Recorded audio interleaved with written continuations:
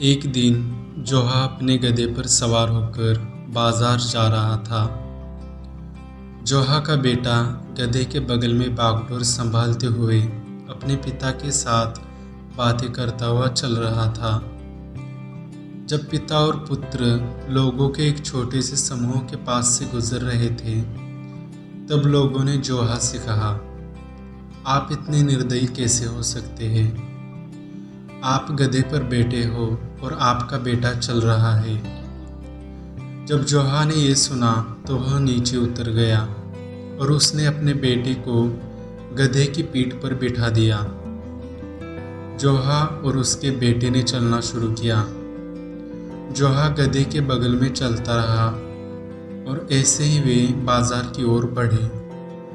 लगभग 1 मील सड़क के आगे जोहा एक कुएं के पास पहुंचा, जहां वह महिलाओं के एक छोटे से समूह के पास से गुजरा। जब महिलाओं ने उन्हें देखा, उन्होंने उससे पूछा, यह कैसे हो सकता है कि एक बूढ़ा आदमी पैदल चल रहा है जबकि उसका बेटा गधे पर बैठा है? निश्चित रूप से यह ठीक नहीं है। तब जोहा भी अपने बेटे के साथ गधे की पीठ पर बैठ गया और उन्होंने अपनी यात्रा जारी रखी। अब दोपहर होने लगी थी, गर्मी भी बढ़ चुकी थी, लेकिन फिर भी जोहा ने और उसके बेटे ने सफ़र जारी रखा। गधा अपनी पीठ पर बाप और बेटे के वजन के कारण बहुत धीमी गति से आगे बढ़ रहा था।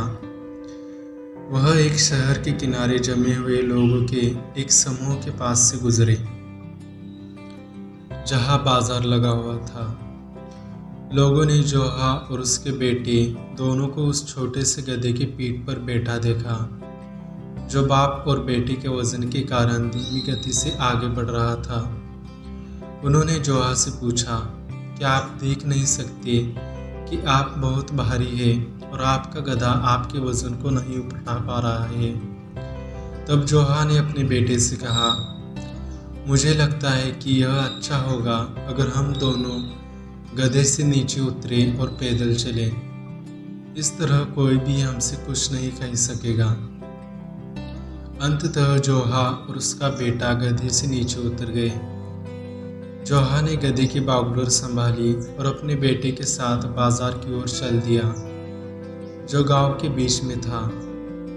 लेकिन जब जोहा बाजार में पहुंचा तो काफ़ी लोग उन पर हंसे और उन्होंने उनकी आलोचना की और उनका मजाक उड़ाया। कैसा मूर्ख है, लोगों ने कहा।